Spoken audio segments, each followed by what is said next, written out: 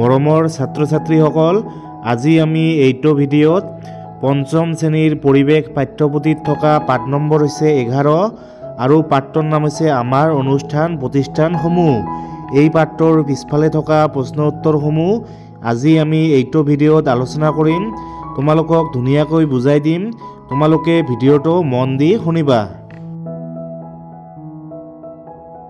প্ৰথমে তোমালোকে 1 নম্বৰটো চোৱা, কি কৈছে উত্তৰ লিখা। ক নম্বৰ, বিদ্যালয়সমূহত ছাত্ৰ ছাত্ৰীসকলক দুপৰীয়া আহাৰ গ্ৰহণৰ বাবে কি ব্যৱস্থা কৰা হৈছে?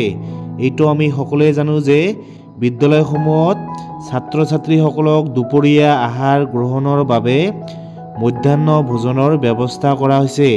মানে দুপৰীয়া আমাৰ স্কুলত কি মিড ডে মিল খাবলৈ দিয়ে। তাৰপিছত খ নম্বৰ, কোন প্ৰতিষ্ঠানত চৰকাৰে বা মানুহে টকা পইচা লেনদেন কৰে? এইটো আমি সকলোৱে জানো যে বেংকত চৰকাৰে বা মানুহে টকা পইচাৰ লেনদেন কৰে। মানে আমি টকা ক'ত জমা থওঁ? টকা আমি বেংকত জমা থওঁ আৰু যেতিয়া আমাৰ প্ৰয়োজন হয় তেতিয়া আমি বেংকৰ পৰা টকা উলিয়াই আনো। তাৰপিছত গ নম্বৰ, ৰোগীসকলক কোন প্ৰতিষ্ঠানত চিকিৎসা কৰা হয়? এইটো আমি সকলোৱে জানো যে ৰোগীসকলক চিকিৎসালয়ত বা হস্পিটেলত চিকিৎসা কৰা হয়।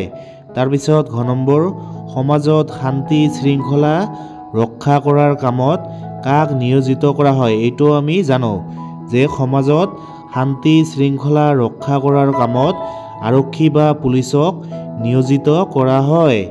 তাৰপিছত ঙ নম্বৰ, যিকোনো 4টা অনুষ্ঠান প্ৰতিষ্ঠানৰ নাম লিখা।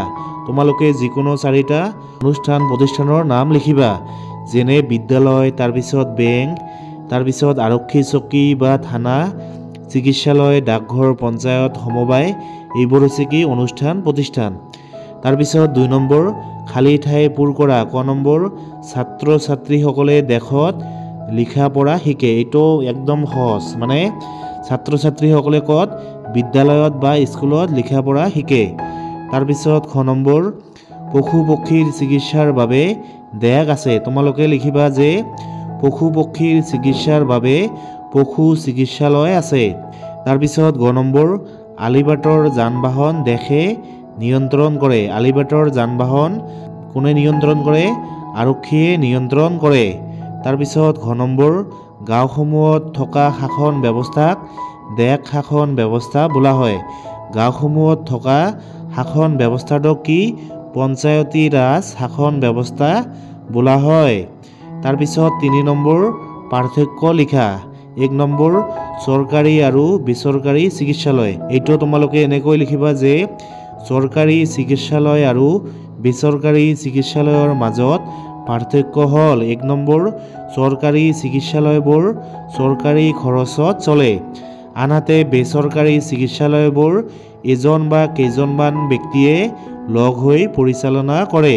তাৰপিছত 2 নম্বৰ, চৰকাৰী চিকিৎসালয়ত ৰোগীৰ বিনামূলীয়া চিকিৎসা আৰু ঔষধ যোগানৰ ব্যৱস্থা কৰা হয়, আনহাতে বেচৰকাৰী চিকিৎসালয়ত ৰোগীয়ে পইচা দি চিকিৎসা আৰু ঔষধ কিনে। তাৰপিছত 4 নম্বৰ, চমু টোকা লিখা। তোমালোকে চমু টোকা লিখিব লাগিব। ক নম্বৰ, পঞ্চায়তী ৰাজ শাসন ব্যৱস্থা। তোমালোকে এইটো এনেকৈ লিখিবা যে আমাৰ দেশৰ সৰহ সংখ্যক লোকেই গাঁও অঞ্চলত বাস কৰে, সেয়ে দেশৰ উন্নতি হ'বলৈ হ'লে প্ৰতিখন গাঁৱৰ উন্নতি হ'ব লাগিব। গাঁও অঞ্চলৰ অৰ্থনৈতিক আৰু সামাজিক উন্নয়নৰ বাবে আমাৰ দেশে গাঁওসমূহত এক নিজা শাসন ব্যৱস্থা প্ৰচলন কৰিছে। এই ব্যৱস্থাটোক পঞ্চায়তী ৰাজ শাসন ব্যৱস্থা বোলে। এই ব্যৱস্থা মতে পঞ্চায়ত গঠনৰ বাবে প্ৰতিখন গাঁৱৰ ৰাইজে ভোট দি কিছুমান সদস্য আৰু এজন সভাপতি নিৰ্বাচন কৰে। অৱশ্যে ভোট দিবলৈ 18 বছৰ বয়স হ'ব লাগে। তাৰপিছত খ নম্বৰ, সমবায়।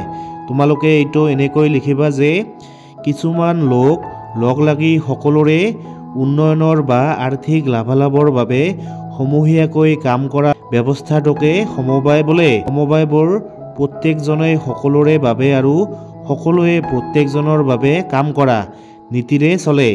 এখন সমবায়ত অতি কমেও 10জন সদস্য থাকিব লাগে। আমাৰ দেশত বিভিন্ন ধৰণৰ সমবায় আছে। আমাৰ দেশত গাখীৰ, কাপোৰ, পাপৰ আদি বহু ব্যৱসায় সমবায় ভিত্তিত চলি আছে। সৰু ডাঙৰ বহুতো উদ্যোগ কল কাৰখানা সমবায় ব্যৱস্থাৰে চলি আছে। তাৰপিছত গ নম্বৰ আত্মসহায়ক গোট। তোমালোকে এই প্ৰশ্নৰ উত্তৰটো এনেকৈ লিখিবা যে আমাৰ গাঁৱৰ মহিলাসকলে মিলি আত্মসহায়ক গোট গঠন কৰিছে। গাঁৱৰ দুখীয়া বহু পৰিয়ালে এনে গোটৰ পৰা ঋণ ল'ব পাৰে। গাঁৱৰ বহু মহিলাই আত্মসহায়ক গোটৰ জৰিয়তে বিভিন্ন সামগ্ৰী উৎপাদন কৰি বিক্ৰী কৰাৰ ব্যৱস্থা কৰিছে। এনেদৰে তেওঁলোক আৰ্থিকভাৱে স্বাৱলম্বী হ'বলৈ চেষ্টা কৰিছে। আজিকালি চৰকাৰে এনে গোটবোৰক ঋণ দিয়াৰো ব্যৱস্থা কৰিছে। তোমালোকে এইটো এনেকৈ লিখিবা। তাৰপিছত 5 নম্বৰ শুদ্ধ উত্তৰটো বাছি উলিওৱা। ক নম্বৰ সমাজত শান্তি শৃংখলা ৰক্ষা কৰাৰ কামত কাক নিয়োজিত কৰে? 1 নম্বৰ চিকিৎসকক, 2 নম্বৰ নাৰ্ছক, 3 নম্বৰ আৰক্ষীক আৰু 4 নম্বৰ শিক্ষকক। ইয়াৰ শুদ্ধ উত্তৰ হ'ব আৰক্ষীক। মানে সমাজত শান্তি শৃংখলা ৰক্ষা কৰাৰ বাবে আৰক্ষীক নিয়োজিত কৰা হয়।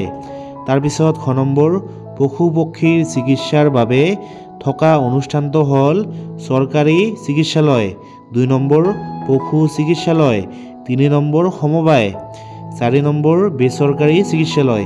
ইয়াৰ শুদ্ধ উত্তৰ হ'ব পশু চিকিৎসালয়। তাৰপিছত 6 নম্বৰ আকস্মিক বক্তৃতাৰ আয়োজন কৰা, শিক্ষকৰ সহায় ল'বা। তোমালোকে এইবিলাকৰ বিষয়ে নিজে চিন্তা কৰি ক'ব লাগিব। 1 নম্বৰ বিদ্যালয়। তোমালোকে বিদ্যালয়ৰ বিষয়ে ক'বা যে বিদ্যালয় হ'ল এখন শিক্ষা অনুষ্ঠান।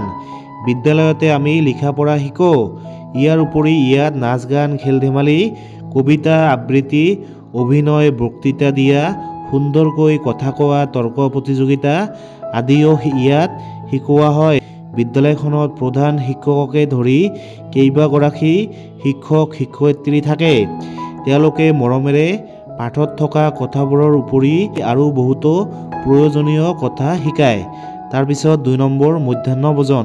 তোমালোকে মধ্যাহ্ন ভোজনৰ বিষয়ে এনেকৈ ক'বা যে বিদ্যালয়ৰ ৰান্ধনী বাইদেৱে মধ্যাহ্ন ভোজন ৰান্ধে আৰু বিতৰণ কৰে। ছাত্ৰ ছাত্ৰীসকলে পৰিষ্কাৰকৈ হাত ধুৱে আৰু শাৰী পাতি শৃংখলাবদ্ধভাৱে মধ্যাহ্ন ভোজন গ্ৰহণ কৰে। শিক্ষা শেষ নকৰাকৈ আধাতে বিদ্যালয় এৰিবলগীয়া হোৱা ঘটনাৰ অন্যতম গুৰুত্বপূৰ্ণ কাৰণটো হৈছে ছাত্ৰ ছাত্ৰীসকলৰ পৰিয়ালৰ আৰ্থসামাজিক দুৰৱস্থা। সেইবাবে চৰকাৰে মধ্যাহ্ন ভোজন ব্যৱস্থা লৈছে। অসমৰ চৰকাৰী বিদ্যালয়সমূহলৈ অহা সৰহ সংখ্যক শিশুৱেই গ্ৰামাঞ্চলত বসবাস কৰা পৰিয়ালৰ। তেওঁলোকৰ প্ৰায় সংখ্যকেই দৰিদ্ৰ সীমাৰেখাৰ তলত বসবাস কৰা পৰিয়াল। ইয়াৰ বাবে চৰকাৰে মধ্যাহ্ন ভোজনৰ ব্যৱস্থা লৈছে। তাৰপিছত 3 নম্বৰ বেংক। তোমালোকে বেংকৰ বিষয়ে ক'বা যে বেংকৰ জৰিয়তে চৰকাৰে বা মানুহে টকা পইচাৰ লেনদেন কৰে। বেংকবোৰে গ্ৰাহকৰ টকা জমাও ৰাখে আৰু গ্ৰাহকক ঋণো দিয়ে। গ্ৰাহকে বেংকত টকা জমা ৰাখিলে সুদ পায়। আনহাতে ঋণ ল'লে বেংকক সুদ দিব লগা হয়। চৰকাৰী কৰ্মচাৰীসকলক চৰকাৰে বেংকৰ জৰিয়তে দৰমহা দিয়ে। আজিকালি বেংকবোৰে গ্ৰাহকসকলক ATMৰ পৰা টকা উলিয়াব পৰা আৰু জমা কৰিব পৰা সুবিধা কৰি দিছে। মোবাইল ফোন বা লেপটপত ইণ্টাৰনেট সংযোগ কৰি আজিকালি যিকোনো সময়ত ঘৰতে বহি টকাৰ লেনদেন কৰিব পাৰি। এইবোৰ সুবিধাও বেংকবোৰে গ্ৰাহকসকলক দিছে। তোমালোকে এইটো এনেকৈ ক'বা। তাৰপিছত 4 নম্বৰ চিকিৎসালয়। তোমালোকে চিকিৎসালয়ৰ বিষয়ে ক'বা যে চিকিৎসালয়ত ৰোগীৰ চিকিৎসা কৰা হয়। চিকিৎসালয়ত ৰোগীৰ চিকিৎসাৰ সৈতে জড়িত ডাক্তৰ, নাৰ্ছ, ফাৰ্মাচিষ্ট, অন্যান্য কৰ্মচাৰী আৰু চাফাই কৰ্মী থাকে। কিছুমান চৰকাৰী আৰু কিছুমান বেচৰকাৰী খণ্ডৰ চিকিৎসালয় আছে। চৰকাৰী চিকিৎসালয়বোৰ চৰকাৰী খৰচত চলে। আনহাতে বেচৰকাৰী চিকিৎসালয়বোৰ এজন বা কেইজনমান ব্যক্তিয়ে লগ হৈ পৰিচালনা কৰে। চৰকাৰী চিকিৎসালয়ত ৰোগীৰ বিনামূলীয়া চিকিৎসা আৰু ঔষধ যোগানৰ ব্যৱস্থা আছে। তাৰপিছত 5 নম্বৰ আৰক্ষী। তোমালোকে আৰক্ষীৰ বিষয়ে এনেকৈ ক'বা যে আৰক্ষীসকলক সমাজত শান্তি শৃংখলা ৰক্ষা কৰা কামত নিয়োজিত কৰা হয়। সমাজত যাতে কোনেও অপৰাধ কৰিব নোৱাৰে তাৰ বাবে আৰক্ষীয়ে চকু ৰাখে। অপৰাধীক ন্যায়ালয়ৰ জৰিয়তে শাস্তি দিয়াৰ ব্যৱস্থা কৰে। আলিবাটৰ যান-বাহন আৰক্ষীয়ে নিয়ন্ত্ৰণ কৰে। দুৰ্ঘটনা বা কোনো জৰুৰীকালীন সময়ত জনসাধাৰণক আৰক্ষীসকলে সহায় কৰে। সমাজত কোনো বিবাদ হ'লে আৰক্ষীয়ে তেনে বিবাদ নিষ্পত্তি কৰাৰ বাবে ব্যৱস্থা গ্ৰহণ কৰে। আৰক্ষীসকলে আমাৰ বাবে দিনে নিশাই বহুত কষ্ট কৰে। তাৰপিছত 6 নম্বৰ দুগ্ধ উৎপাদন। তোমালোকে এইটো এনেকৈ ক'বা যে দুগ্ধ উৎপাদনৰ ওপৰত বহুত মানুহ নিৰ্ভৰশীল হৈ আছে। গাখীৰ বিক্ৰী কৰি কিছুমান মানুহে নিজৰ ঘৰৰ খৰচা পাতি চলায়। গৰুৰ গাখীৰ হৈছে গুণাগুণৰ এক ভঁৰাল। এই গাখীৰৰ দ্বাৰা বহুতো ৰোগৰ পৰা আৰোগ্য লাভ কৰিব পাৰি, যাৰ ফলত ভাৰতৰ লোকসকলে গৰুৰ প্ৰতি অপৰিসীম স্নেহ, শ্ৰদ্ধা আৰু মৰম আছে। গৰুৰ গাখীৰ নিয়মীয়াকৈ সেৱন কৰিলে আমাৰ ৰোগ প্ৰতিৰোধ ক্ষমতা ইমানেই বৃদ্ধি হয় যে কোনো ৰোগ গাৰ কাষ চাপিব নোৱাৰে। চৰ্দি, কাহ, হৃদয় ৰোগ, পাকস্থলীৰ ৰোগ, পুৰুষৰ ৰোগ, মহিলাৰ ৰোগ, যিয়েই নহওক সকলো ৰোগ প্ৰতিৰোধৰ ক্ষমতা গাখীৰত আছে। তোমালোকে এইটো এনেকৈ ক'বা।